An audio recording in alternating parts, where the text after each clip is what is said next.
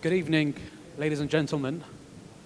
I'm delighted to welcome you all to our panel discussion today. On behalf of Brookings Doha Center, our director, Dr. Tariq Yusuf, it's a real privilege for me to welcome you to a very timely discussion on a country that really has been on our radar for a number of years now. And unfortunately, for all the wrong reasons, in fact, Iraq is most likely to continue to dominate headlines.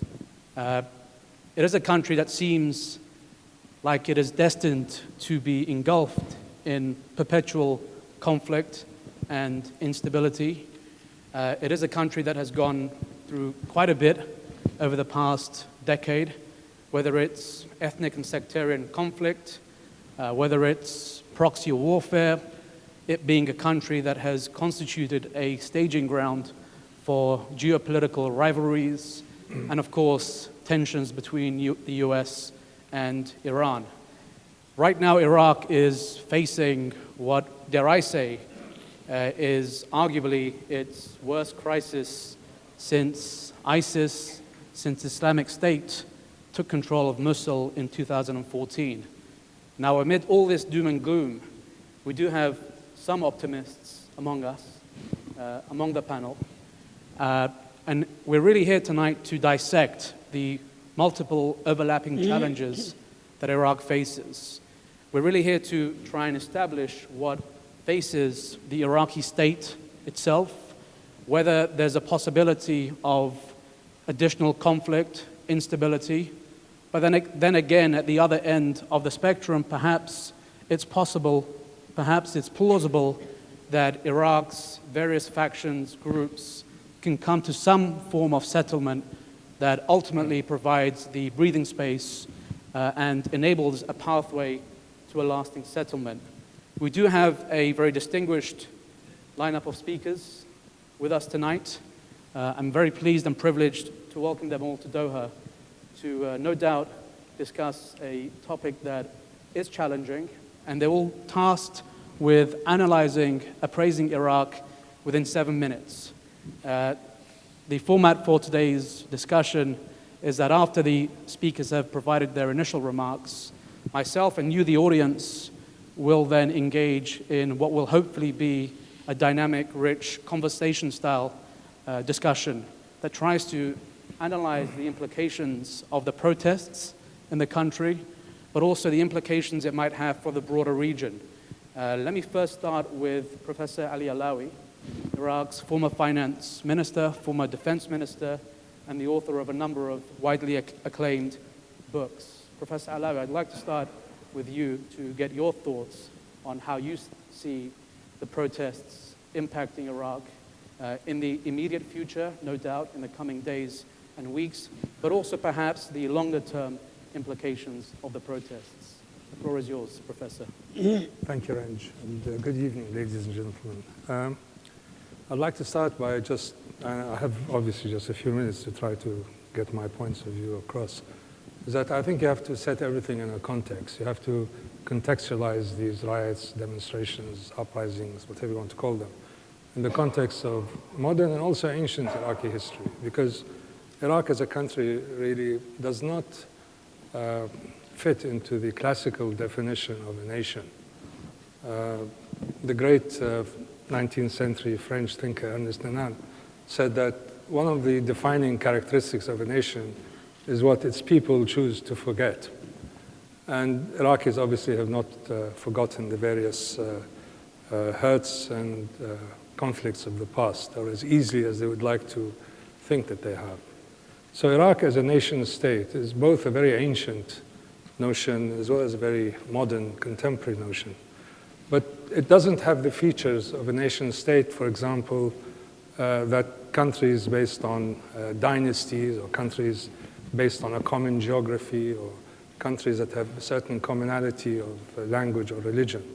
It's a very disparate, as you all, it's a very complex geopolitical ethnic mix in which certain parts of it achieve ascendancy for certain periods of time, and they in turn disappear. So the post-2003 order was seen in many ways as being a rejection of what I would call the first Iraqi state, the one that was started by the British, it was midwifed by the British as a result of World War I, and had certain features and characteristics to it. This was overturned in 2003, without necessarily creating the institutions and the foundations for a common national identity to which not all, but certainly most of its people subscribe. And I'm not talking about only the ethno-sectarian divisions, but other divisions that have come to the fore, tribal divisions, divisions between urban and rural, and recently, most recently, class divisions, which were not so significant in the events before and after 2003. So we have a state here that exists as a result of a grand power broker that took place as a result of the Treaty of Versailles, and one that did not develop organically, as most of the nation states of Europe, for example, did. Neither is it built, as I said, on dynastic principles, which give it certain background and solidity. So we have always had a problem in trying to identify what are the commonalities that make this brew stable and can create the basis for a continuing and prosperous future. And we thought that in 2003, the solution was going to be the installation of a democratic form of government in which the citizenry have the whole broad range of democratic and civil rights and human rights, and in the process they'll somehow transcend their divisions and come to a certain commonality. Well, it didn't happen that way. It didn't happen that way because history in Iraq has a terrible pattern of repeating itself, sometimes in the most vicious and violent way. It's also a complete failure of governance. It's a complete failure of the administrative structures of the state to produce what the average citizen expects from a state once the original dynamics of conflict were removed. So I set these disturbances in the context of what had happened in the post-2003 environment, where there was simultaneous and a serial set of shocks that I think very, very few parts of the world had experienced. Just for the record, Iraq is probably the most invaded country in the last 100 years. It's been invaded, by my reckoning, 5 times by 5 different powers and groups. So now we have an uprising of what we thought was the foundation, the building blocks of the post-2003 order. That is the mass of people who live in the south and the center of the country, or the Shia. The Shia majority has now revolted against the system that was put in place in 2003. Before the uprisings of the last few weeks, there was an increasingly reluctant acceptance of the legitimacy of the post-2003 order. Now I think it's very clear that there is a huge yawning gap between what the mass feel and what those in power and authority construe as being their source of legitimacy. The people are no longer the source of legitimacy of the post-2003 order, irrespective of the elections that we've had and the constitutions that we've written. Nearly a quarter of the country is outside of the purview of the central state. The Arab Sunnis are in a state of deep introspection as to what has happened to them, particularly in the post-Daesh environment. And the Shia, the mass of the Shia, now see that the state has been configured in a way that gives power and authority to a very tiny group of people who constitute the political class and who are in turn supported and in some cases propped by regional powers. So all of these currents have now come into play and set, as I said, against the background of a country that has not yet established a national identity to which most, if not all of its citizens can pay allegiance to. Thanks very much, Professor. And I think that has provided us all with an excellent scene setter, I guess, which provides for a segue, I guess, for Dr. Laith's remarks. Dr. Laith is a senior special advisor to His Excellency Adel Abdul Mahdi, the Prime Minister of Iraq. Dr. Laith, listening to Professor Alawi's comments, There's a sense there, perhaps, that there is a fundamental shift occurring in the Iraqi socio-political landscape. And listening to his remarks, one would say that shift isn't really taking place just yet within the political realm. I'd like to ask you for your thoughts on, again, similar to what I asked Professor Alawi, how you see things developing in the coming days and weeks, given that the situation seems to be rather volatile as we see it on the outside. Certainly, thank you. And 7 minutes is a challenge, so allow me very quickly to pick up for where Professor Alawi has just said, and that I think Iraq is in search of the right jacket, the right size that will suit it. In a way, in the last 100 years, the state of Iraq has been trying various formats, and yes, we're not there yet. For a simple reason, Iraq is very rooted, it's central to the region, it has a very deep history in the making of the culture of the region, and it certainly needs more than simply a functional state. It does need a sense of direction where it can revive and play its role again. We're a long distance from that happening, so if I want to focus on the events today, I would say a year ago, I was in Baghdad, having worked with Abadi for a few months. I've noticed the transition. Abadi finished 4 years, very tough years, of handling Daesh, the fall of Mosul, keeping the economy intact. The outcome of those 4 years was a revive in Iraqi, let's say, nationalism, if that is the right word. The Sunni and Shia areas were they fought together against Daesh, as if the country has put sectarianism behind it.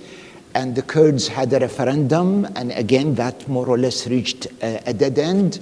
So everybody went back to say, we're in Iraq, and we need to rebuild this country. But then there was a problem. With the elections, now the major two Shia factions armed, won the two first blocks, couldn't agree who should run the country. So a compromise candidate was found. He immediately started good reform package, opening up Baghdad, starting very slow, but keeping the politics stable. I think for the Prime Minister, the most important thing was gradual, incremental change, keeping with the pace of the country. With that opening, suddenly an event, I think the biggest fear was last summer, 2 months ago. By 1st of September, there was a sigh of relief that there were no riots in Basra, electricity was okay, no big pollution, no major disaster, so everybody was relieved, as if the country has moved on. Then suddenly, those demonstrations took place, and I must say, it's a landmark in Iraq's history. If I want to pick up 3 or 4 landmarks, such as the US withdrawal in 2010, the fall of Mosul in 2014, then certainly this is a landmark for a simple reason. It's more than an event. It's really a birth. We have about 20 million young people who are disconnected and detached from the politics that is currently running in the country. They have no past. They don't remember all the political issues. When I was their age, I joined at that time a political group. The monarchy has fallen 10 years ago, but when I was raised, I never recalled the monarchy. Just like you talk about the monarchy and you talk about the Ottomans, to me, they were the same thing. At that age, I was a teenager, I looked forward. I looked to the country, I looked to aspirations, and those young people simply are not interested in the past, they're not part of the past. They are looking to the future. And what they see, they graduate, there are no jobs. The streets are not clean, there are no services, their parents are not happy. So for every legitimate reason, they're connected with the rest of the world. They make comparisons, now they can travel. Things are coming, and questions are very simple. Why can't we make Iraq a decent country? We have resources, we know that. So what they did, they opened a space, and that space initially was opened by a few graduates. postgraduates who were beaten up by police because they were protesting, a handful. Then it opened up when there was a senior army officer was basically reassigned or retired or asked to resign or retire. And then there was a momentum in the country. What started with very simple demand has become more or less a call for radical change. And of course, those young people didn't have that in mind. But the opening of that space has led now to the birth of a new phase, a new Iraq. And certainly the challenges are too many for the government to handle. One important lesson is that in the last 16 years, we had 4 elections, but the system could not correct itself. Corruption has become institutionalized. The system locked itself in the hands of about 10 blocks. Each block has banks, media stations, TV stations. They have MPs and they have militias, and they've locked the system. They will not allow a new electoral law. They will not allow changes. And the country, more or less, they've marginalized millions of people, and there was this eruption. So where are we heading from here? I think the pressure is real. There will be reforms. The key indicators, what's happening in Iraq is not in isolation from the region. We're in a very turbulent region. Turkey has moved in Syria. Iran is very much influential in Iraq. There is this sense that the US is withdrawing from the region. All this feeds into internal domestic Iraqi politics. I'm optimistic because the trends are good despite all the pressures. If there were, let's say, few indicators, violence is not a good indicator. Changing the electoral law is a very good indicator if it happens. And of course, reviving the economy to become productive is critical. What is happening currently is the state is using its wealth to try to buy jobs to keep everybody quiet, but this is not going to work. So there are a set of challenges, and I look at it as a positive sign what's happening to the country. It's still turbulent. I follow the news every 3 to 4 hours to see where things are going, and we need to zoom out. The trend is positive so long as the country does not slip to violence. I'm optimistic and hopeful that it will not. I've kept, I think, within my 7 minutes as much as I could. Good, absolutely, and thank you very much for that. And thank you also for the optimistic note. However, we will come back to some of the points you raised, Dr. Laith, especially in relation to the violence and of course, the injuries and casualties that have unfolded since the protests erupted a couple of weeks back or a few weeks back. Let's move on to His Excellency Minister Falah Bakr, who is the Senior Foreign Policy Advisor to His Excellency Nechivan Barzani, the President of the Kurdistan region.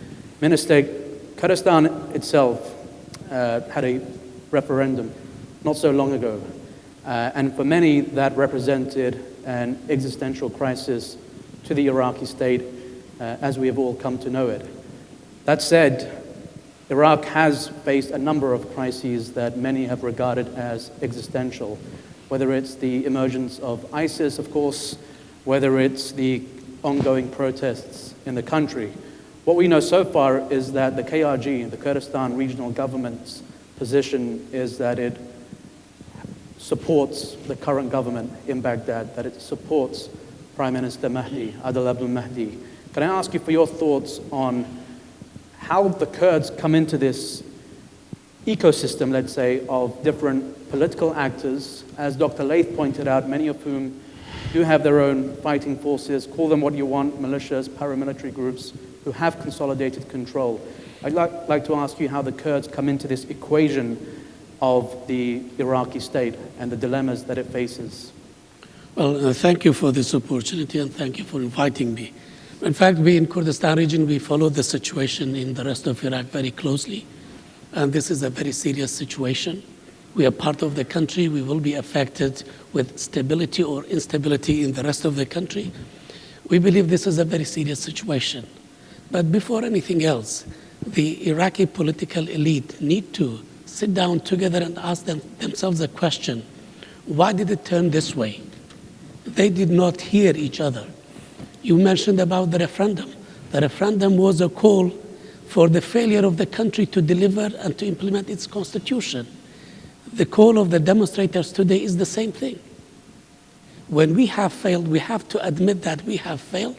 We were not able to deliver what we have promised the people. This is a big question. Today, this is a very serious situation when people come to the street and are asking for services, for justice, for job opportunities, for equal economic opportunities. The political elite, if they try to underestimate these demands and again to get together, that would not solve the problem.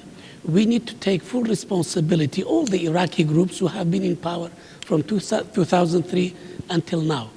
But we ask our questions, what went wrong? Was it the constitution? Was it the system of the governance? Was it the federal structure or lack of leadership, lack of responsibility, lack of commitment to deliver? Go and do a survey throughout Iraq. How many projects, service projects have been implemented throughout the country? Have projects been delivered? Money have been allocated? Have projects ended to provide the services? That's why the point is, when you can't have a government that's responsible, effective, efficient, responds to the needs of the people and delivers, of course you will come up with accumulated anger. Kurdistan looks at the situation very seriously because we are affected. For us, we have some Iraq-wide problems, but we have KRG, Baghdad problems as well. We need to address them. We are still looking for the full implementation of the Constitution so that the KRG enjoys its constitutional rights. But we do understand today is a very serious situation. We all have to focus on Baghdad. The stability of the country comes first. We need to take this situation seriously, to ask ourselves what can we do to rebuild trust between the ruling elite and the public. There is no trust. This is why when we follow statements from this group or that group or from the government, people don't buy in. What can we do so that people would have trust in the government, that they would believe there would be reforms? Corruption is a major disease. People need to see transparency. But how can we deliver on that? We can't put all the blame on the Prime Minister Adel Abdel Mahdi government now. It has been there for a year. This has been accumulated from 2003 until now. That's why when Kurdistan Regional Government says that we support the efforts of the government to address issues of good governance, fighting corruption, providing services and reform, we believe that's the right approach. But the point is that how can we ensure stability? How can we ensure less interference in the internal affairs of Iraq? How can we ensure that we provide some of these basic services to the people and create opportunities? No one has the magic stick to solve and address all these problems because the demands are high. The demands from the public are high. But also, sitting and not doing anything is not a solution. Therefore, we have to disconnect ourselves with the past period, open a new chapter to address their needs one by one. For example, some talk about changing the constitution. Is this a top priority and will this help solve Iraq's problems? I don't believe so. Changing the election law now or calling for early elections, these may all be considered in the right time, in the right manner, in the right place. But which should come first? How can we ensure that there would be no violence used against the protesters? How can we ensure that the peaceful demonstrations will continue, the Iraqis' voices will be heard loud and clear, and programs will be put so that they will be convinced the government takes them seriously. Therefore, I think now time has come for us to blame ourselves for the failure of the government or all those who are forming the government. Second, we have the international community with us. The United States, EU, the UN, what have they done? Have they done enough to help Iraq recover its economy? Have they been strong enough in watching the Iraqi government implement these programs? People have been asking for reform, but have they the EU. The ambassador was there representing the EU. Have they done enough from their side to help the Iraqi economy, to help the Iraqi institutions? I believe it's a multifaceted approach.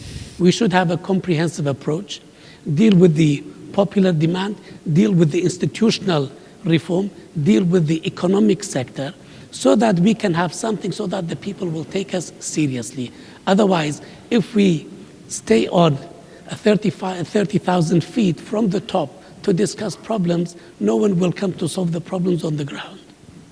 Thanks very much, Minister. And I think you've outlined a series of challenges facing Iraq very well. And at some point, we most certainly will come back to that to see if we can perhaps isolate one of these challenges from the others and perhaps concentrate energy and resources on one, two, or three of these challenges rather than go for the comprehensive, holistic approach. But then again, you might disagree with me and actually advocate the comprehensive approach and strategy. Ambassador Blakua, let's come to you as the former EU ambassador to Iraq, a long-time follower of Iraq, who has personally been on the front lines, in fact, of a number of challenges facing the country and its people. You most famously were poisoned in Basra, which won you a very wide following, I believe, among the Iraqi nation. As a follow-up to Minister Bakr's remarks, the international community, however we wish to define that, whether it's the European Union, the UN, or other major players like the Americans and so forth, to what extent can they actually continue proactively engaging Iraq to try and take it out of this mess? And would you agree, in fact, with what the minister has just said about the international community's, some might argue, rather poor record when it comes to the rehabilitation of the country? The floor is yours. Well, thank you, Ranj. Well, I have to say that I have to agree with most of what my fellow speakers have said. And I always mention that Iraq is a paradox. It's a country in which you can say something and the opposite, in which you can look at success stories like no other country in the region, and at the same time failures or challenges that seem to bring the country to the brink of its demise every few months. In the period I've been posted to Iraq, I've seen several of those existential crises. And I still believe that Iraq, as it is probably one of the most extraordinary political laboratories in the region. And I think Iraqis really should take pride in being able to absorb and to deal with issues that have been extremely disruptive in other countries in the region, in probably one of the most creative or positive or forward-looking ways. When you look at the matter of Shia empowerment, the absorption of the Sunni insurgency and the Sunni disaffection to the system, and the demands for Kurdish political identity, I don't think any other country has really managed to include that without falling into a violent internal conflicts. This said, the challenges that Iraq faces are huge. And I fully agree, and the grievances of the demonstrators respond to realities.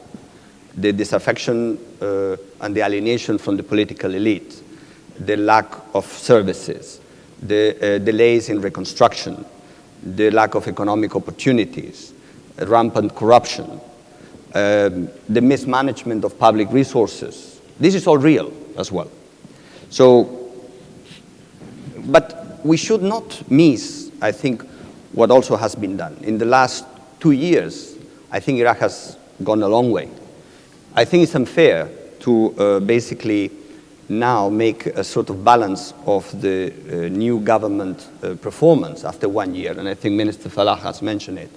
I mean, nobody had time, really barely, to start implementing the program of reforms.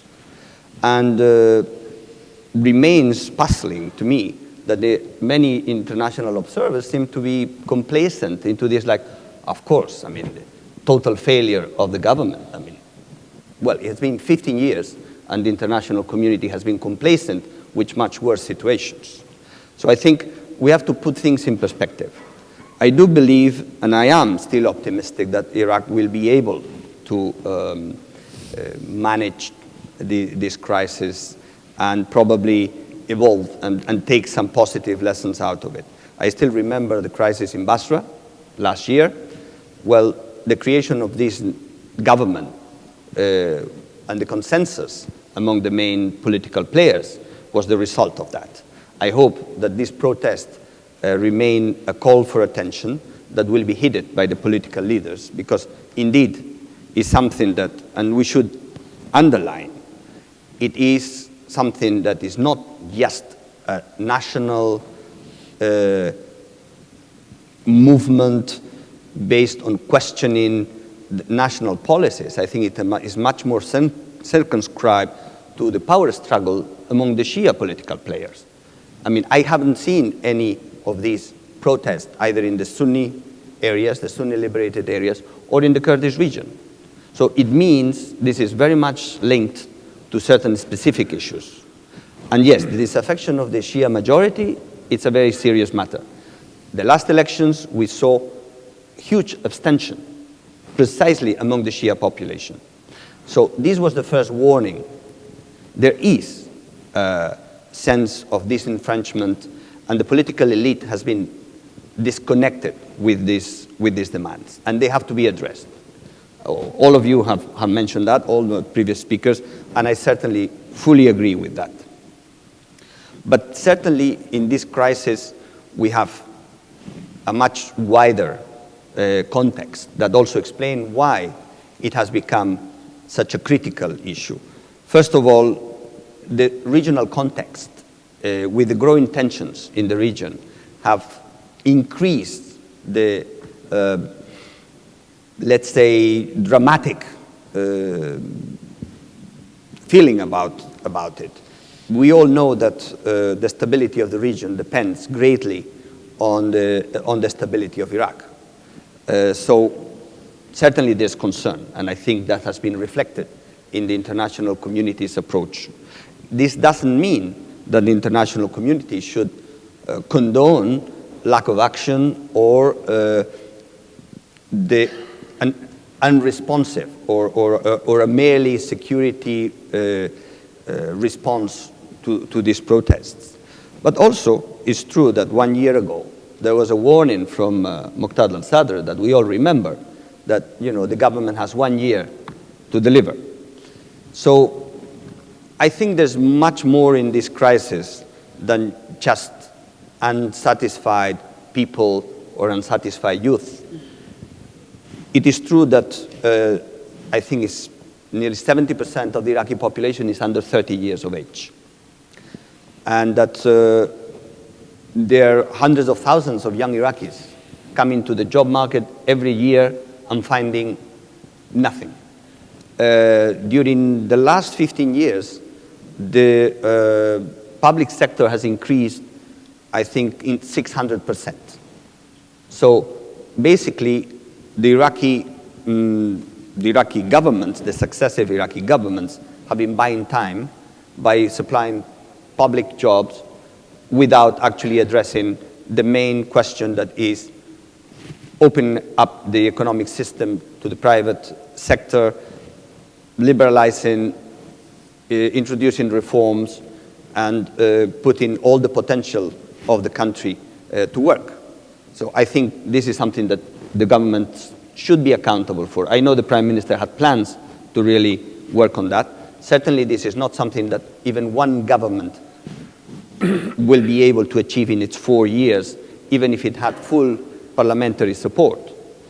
Concerning the international community, I think there is a misconception about what Iraq should expect from the international community. I was very much involved in the Kuwait conference.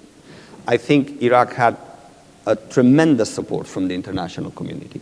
I think all the regional countries and the European Union and the United States I mean, I was there when there were 74 delegations, many of them headed by the respective ministers, under the co-chairmanship of the European Union. I mean, Federica Mogherini was there, the Secretary General of the UN, the President of the World Bank, the Emir of Kuwait, and the Prime Minister. And I think there was a very strong message of support for Iraq coming back to the center state of the region, accepted and welcomed as a constructive actor and as a factor of stability. Who would have thought that 2 years ago, Iraq will be actually considered as a real key factor of stability in the region? So I think that was the main message from Kuwait. And I really discussed with the Prime Minister at the time that Iraq cannot go there with a begging bowl and asking for a Marshall Plan. A country that is richer than many of the European Union member states, but where neither public resources are efficiently used, nor there is a tax system, nor there's custom duties.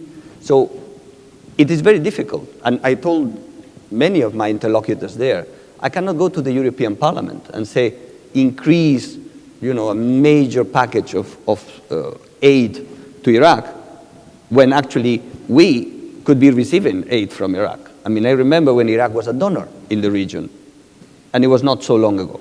So the international community was basically endorsing a program of reforms and a plan to really mobilize economic resources. And the foreign companies were ready to invest in Iraq. There's still a mindset in Iraq in which private companies or foreign companies are seen as coming to really steal the wealth of the country.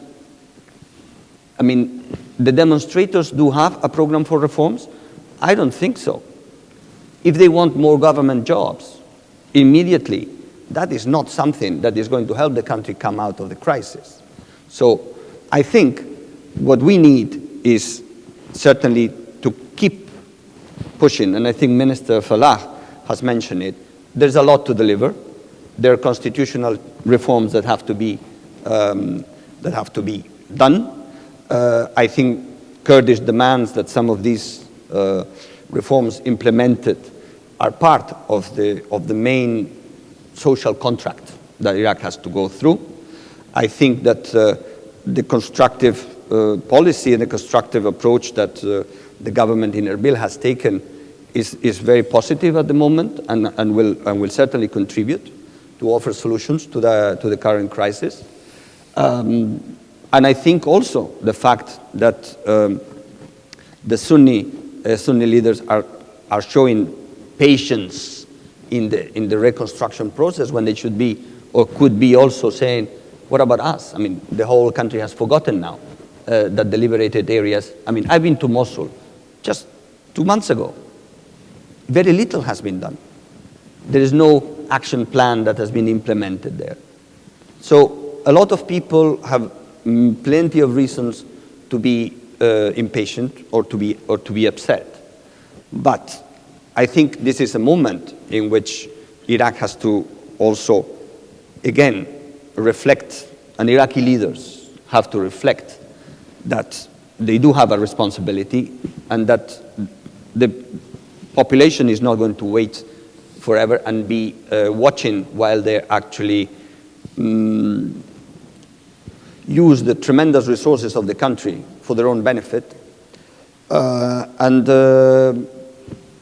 The international community also has a limit to their positive attitude towards Iraq. I think we are all very much aware that if now Iraq falls apart or gets into internal strife, that will make conflict in the region much more likely. That will bring regional tensions to a pitch in which it will be difficult to control the spiral into a regional war. So I think we all need to be very much aware of that and make sure that our contribution helps to really overcome those challenges, not really to play in a frivolous or superficial way just because it looks good in Twitter or in social media to basically take this position of, well, you know, demonstrations are the solution, and the long-term and hard work of government planning and reform are too much of a challenge, or too much of a long term. And I end here. Thank you. After stern warnings from the chair. A lot of ground to cover, but I want to thank all our panelists for keeping to their allocated time.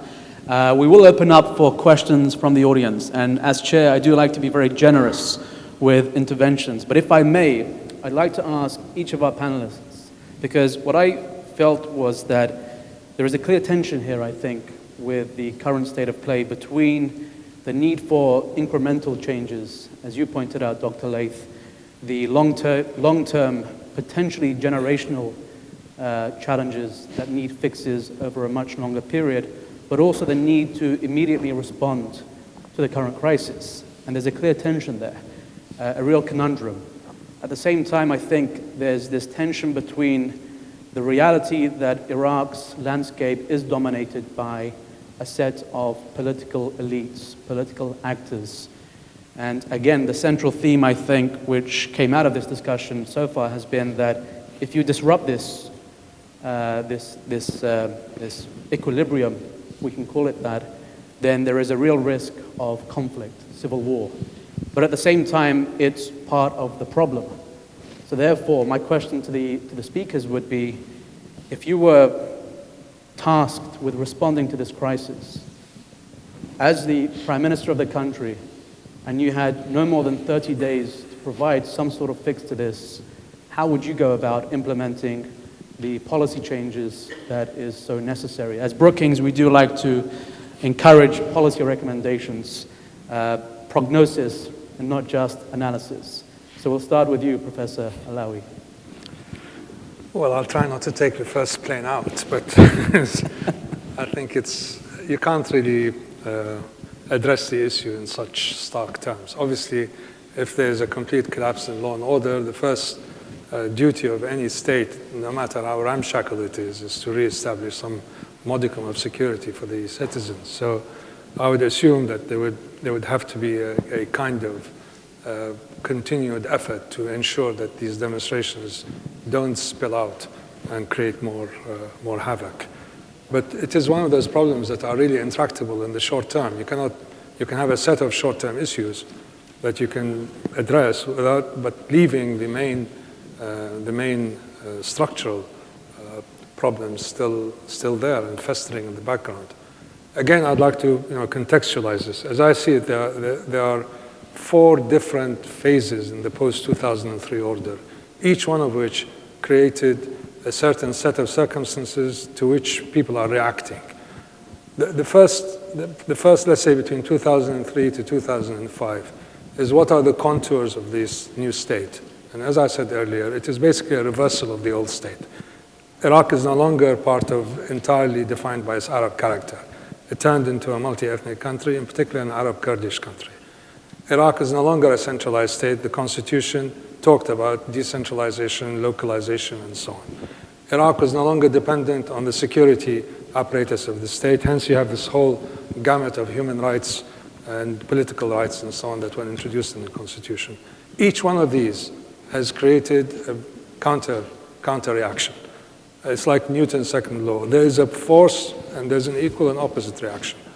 And the Arab character of Iraq was diluted to the point where the neighbors began to seriously question whether this should be accepted or not. The decentralization of the state went to the level where the 2 props that kept the Iraqi government going, in spite of the fact that it was a terrible dictatorship, namely the military and the administrative machinery of government, were dismantled. We're now facing the consequences of that. The second phase of the post-2003 order is somewhere between 2006 and 2014. In that period, there was immense corruption and the institutionalization of the political class that we now face. They insinuated themselves into the state structures. They brought hundreds of thousands of ill-qualified, ill-equipped people and stuff the ministries with them, and enormous amounts of corruption which degraded the entire state system and the machinery of government. And not only the state, society became corrupted. So there's this whole series of counter measures that need to be taken to sort this mess out. Then we had the Daesh problem. One of the consequences of the Daesh problem is that it allowed the actors that came to support the Iraqi state, namely the United States and Iran, in particular Iran, to create long-term security insinuations inside the state structure. Now, this is something that cannot be denied. There was no National Guard, Praetorian Guard system before. Post-Daesh, we did. Those elements that fought, and sometimes fought extremely bravely to defeat these nihilists, are now an institutionalized part of the Iraqi security forces. And to some, they owe their allegiance to outside. This is a fundamental issue. The fourth stage is what I would call the revolt of the masses against state capture. The state has been captured by these political elites, and in fact, by calling them elites, you sort of depersonalize that. There are a number of individuals who have benefited enormously from the lack of accountability and lack of control. These people have amassed immense fortune, and not only in Arab Iraq, but also in Kurdistan. These people now hold the reins of power. The same process happened to a lesser extent, in different forms in South Africa, where state capture took place in the days of Zuma, and now we have the consequences of that. The revolt of the people who are supposed to be the beneficiaries of this unfolding new state is when they recognize that there really is nothing for them there to benefit from. So unless this process, each of these elements is modified, I'm not saying reverse because you can't go back before 2003, it has to be modified in a kind of new bargain. And this bargain is either an international bargain that's imposed on the area, what I would call a new Congress of Vienna, that involves the international powers and so on, imposing a solution not only on Iraq, but on the whole Middle East, including Syria and Lebanon. Or it's done as a result of the recognition of what's left of the conscious political class, that they had immensely mismanaged this country and need to rectify it. Frankly, I don't know any situation where those who caused a mess are prepared to pick up the pieces. So something has to happen, and whether it comes as a push from external forces or not, I don't know. The United States and Europe, frankly, they've helped Iraq more than can be conceived. The United States spent nearly $2 trillion on this war, on their presence in Iraq. The European Union, if you add the amount of money that came into it, bilaterally and multilaterally, is also in the billions of dollars. There's nothing to show for it. There really is, and when I say nothing, I mean nothing. There is nothing to show for the expenditure of hundreds of billions of dollars. So you ask yourself, if you're an unemployed youth facing a hopeless future, facing inability to leave the country because nobody gives Iraqis visas, except Turkey perhaps and Jordan. You're stuck in this place, you don't have a job. The only way that you can get near the government is by kowtowing to some third-rate political hack. And you suddenly wake up and you see that there's nothing there. Hospitals that are half built, roads that are not constructed, entire procurement budgets are stolen, and the army collapsed in 2014, I think mainly because the soldiers refused to fight for officers who stole half their salaries. This situation has to be looked at, and looked at in depth. And unless we recognize that the political elites of this country have used the need to reformulate the post-2003 state in order to capture the heights of power and wealth, nothing will happen. Plus, you have to take into account how you're going to disentangle in a way that is not destructive the various associations and alliances that Iraq has had to make in order to survive in the last 15 years. Thank you. Thank you, Professor. Dr. Laith, a chance Sure. for you to react to that, provide Absolutely. your remarks, and Yeah. perhaps I would also encourage a few remarks on the protester deaths and casualties. Sure. I think not just people in this room, but our broader audiences will certainly want to hear some remarks from you as an advisor to the Prime Minister on that specifically, and whether we can see any prospects of these individuals Sure. being brought to justice. The floor is yours. Thank you. Well, thank you again for asking a specific question it's easier to respond to. And just to underline, of course, I'm an independent advisor, and these are my views. Whatever I say are my views, not that of the Prime Minister, although I do suggest those views to the Prime Minister. So, practically speaking, what are the recommendations? Number one, the fundamental problem currently between the demonstrators and the government is a question of trust. So whatever the government is promising, throwing jobs, money, grants, pledges, the street does not trust the government. So to tackle this, there need to be the emergence of a body, 9 to 15 people, respectable dignitaries, maybe with the help of the UN, maybe with the help of some others, but we need a body of 9 to 15 people of dignitaries, head of tribes, respectable former statesmen, academics, who will do the role of the go-between. So once they capture the trust of the demonstrators, those are genuinely independent, not in the pocket of politicians, not in the pocket of the government, then they would sum up the demands of the demonstrators and work with the government on a realistic schedule of implementation. That would really diffuse a lot of the tension. So that's recommendation number one. Recommendation number two, Iran is currently part of the problem, but it can be part of the solution. The reason it's envisaged part of the problem, because Iran currently is under pressure and sanctions from the US, and the only place where it can breathe economically is Iraq. So Iraq can really reach out to Iran, and basically one can accommodate that breathing space in return for Iran letting go with some of those blocs that are corrupt, that participated in creating the problems in Iraq. So Iraq is in a position to renegotiate and reach out to Iran. And I think it must be included as part of the solution. And the moment is right to do it. Of course, if Iran feels whatever happens in Iraq is going to existentially threaten it and put it really, it cannot breathe, then it'll kick.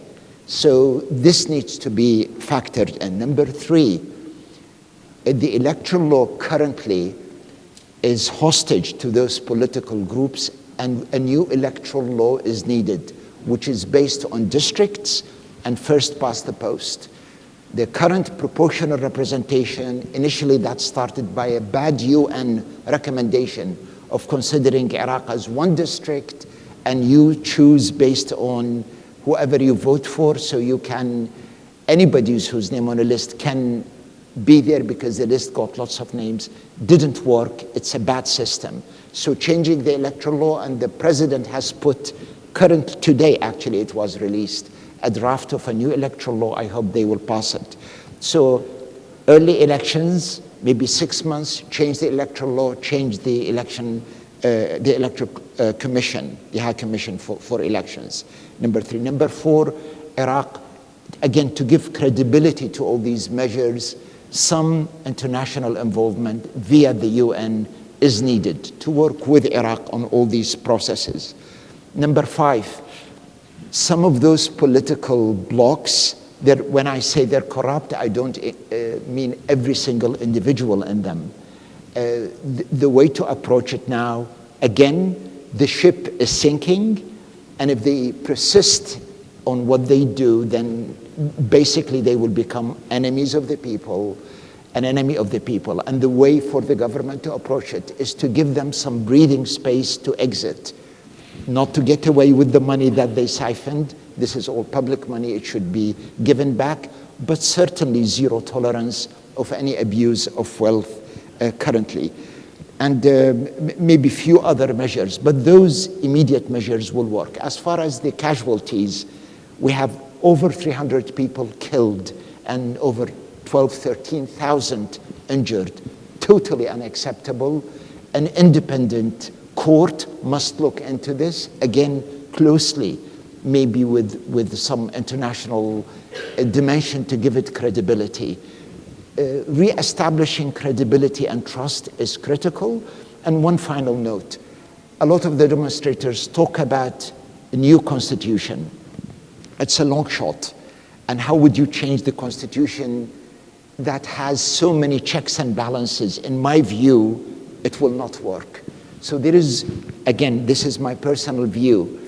I think the rest of the 15 Arab provinces, quote unquote, so to speak, can form a region where Iraq is basically two regions, a Kurdish region and an Arab region, and maybe constitutionally reconfigure the state to be of two regions, and maybe Kirkuk would be its capital as a good way out. But there is room within the constitution to restructure. Kurdistan is doing far better than the Arab part of Iraq. And the Arab part of Iraq is now locked in a constitution that will not see the light at the end of the tunnel. So a constitutional review is feasible to restructure the Arab part of Iraq in a more effective way. Those are my recommendations. Thanks very much. And very bold of you to throw those ideas out there. We'll hopefully have a chance to appraise them during the Q&A. Minister, can I give the floor to you? Well, thank you. In fact, it's very easy to sit down here and reflect on the period from 2003 until now, what went right, what went wrong, and who to be blamed. But we are at the crossroad, and we need to define and identify the road forward. And this is the more challenge. But also, it's an opportunity for all those who have been part of the system in the country. I believe time to act is now, but we need to be very clear which direction are we going. With all those who are in power now, who are responsible for what the country is in, we need to understand that this is a very serious situation. The government may be able to calm the situation down, to take control, but that will not be the end of the problem.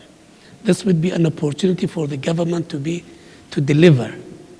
We need to talk about deliverables that will satisfy the public in the street. When we talk about stability, we don't talk about stability at the expense of services or corruption or transparency. We in Kurdistan region, we believe that the stability in the entire country is important for everybody, for people to be safe, secure, stable, but also have a decent and prosperous life, for the government to be able to deliver services. We need to focus on the economy, because the most important tool in the hands of the government today to show a difference in people's lives, in people's well-being, is the economy. Open the door for private sector, but there are lots of problems in the way of the private sector because the government had not been able to identify itself, whether it's a socialist economy or a free market economy. We still have state-owned enterprises. So we have not opened the door for private sector. We have not benefited from investment law. The government in Baghdad was not supportive of the efforts of the KRG in opening Kurdistan region as a gateway for the rest of Iraq for investment. The government in Baghdad did not facilitate visa service for people who wanted to come and visit the country. When I talked about international community's contribution, I was not talking about financial aid. I was talking about political conditionality of aid, technical assistance, building Iraq's institutions, building and empowering the Iraqi judicial system. Because when people do not trust in the judiciary system, nobody would trust in anything else. That's why you have been working with the Iraqi government, but by now, after 15, 16 years, we should have a very strong, non-corrupt, competent Iraqi judiciary system that had the support of the Iraqi people and the people outside. An investment law which should have attracted and encouraged many people to come. Yes, you talked about the Kuwait conference, but the Kuwait conference, the Iraqi approach was wrong. Mm-hmm. It was the wrong approach to ask for money to come in. Iraq needed to do certain homework and the international homework. For example, we don't have a proper banking service in the entire country. No company will come to invest in the country when there is no banking service, when you cannot transfer money in and out of the country. That's why some of the homework needed to be done by Iraqis and some needed to be done by the international community. We accepted year after year that Iraq is at a transitional phase, but 15 years is too much. We in Kurdistan did somehow better, but Baghdad could have helped us so that the entire country could do better. We need to benefit from each other. We need to benefit from each other's mistakes, but also work together for the sake of stability and prosperity for the country. When we talk about changing the constitution or changing the election law, we have no problem if these are addressed to making the constitution more democratic, more diverse, more rich, more in empowering women, empowering youth, encouraging the private sector, making sure that the country is on the right approach. But if it is just for the sake of satisfying some, I don't believe that will bring any solution to the question. Therefore, I believe today we have an opportunity for the people who have been in power to have a serious national dialogue about areas that we can make a difference in people's lives, but also get their trust back so that they can give 6 months, 1 year, 2 years to the current government so that they can deliver. Thanks very much, Minister. Ambassador Blakua, based on what we've heard so far, it seems like much, if not everything, depends on the political class recognizing their faults and recognizing the magnitude of the crisis facing them. Is that a possibility, do you think? Well, I think I think certainly it's a possibility. What I think, I have to agree very much with what the Minister Falah has said. The question is in the economy, and there are decisions that can be done and can be taken quickly that will have tremendous impact. Just we have been through a phase in which the previous government has not been particularly effective in decision making on some key areas. Banking system. The banking system it doesn't take so much. It's not tackling with tremendous entrenched interest. It's just really taking a few decisions that will open. You know how much money is under the mattress in Iraq? It's $50 billion. That money will, if put in the banking system, will mobilize at least $250 billion for investment. You don't need any support from anybody. It's just using your own money. And this can be done by a banking sector reform. It's not so difficult to do. And the second thing that Iraq could do, it will be very visible and it will not be a tremendous conundrum politically. Create a sovereign fund, like every other single oil-producing country. You put part of the budget in a sovereign fund, people will see it immediately that it's transparent. It could be managed by reputable institution. You can even choose a foreign investment fund to do so if you wish for credibility. But I mean, Iraqis could very well do it themselves as well. But you know, this is easy, quick, and it will have a tremendous impact. The government could be seen delivering. And concerning what the minister mentioned, we actually worked closely with the government and the World Bank to implement a public finance management program and an energy sector reform program. We put $30 million into this. These two projects could actually mobilize a lot of resources by avoiding waste and mismanagement, because I think corruption is a mantra.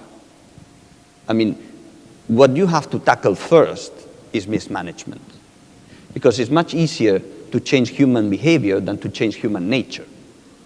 So let's be pragmatic and go for what is possible. And if you avoid waste and mismanagement, you immediately improve efficiency, delivery of services, and investment.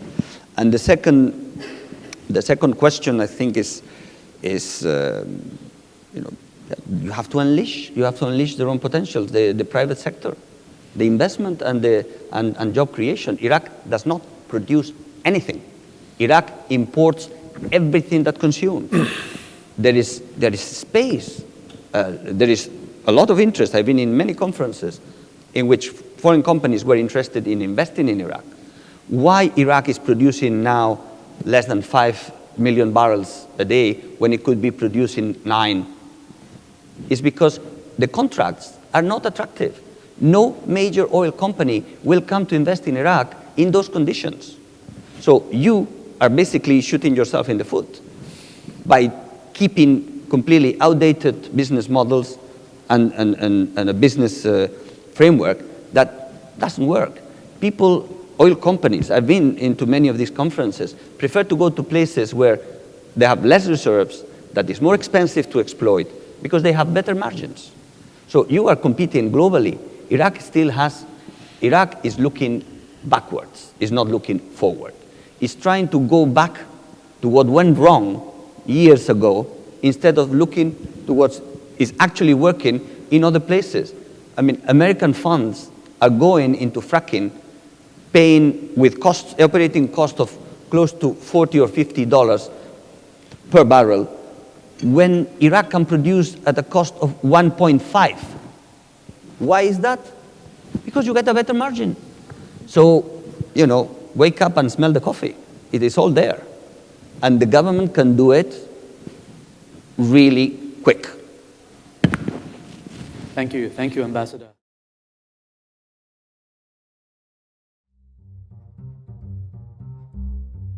Thanks for watching. Be sure to like and subscribe for more videos from Brookings.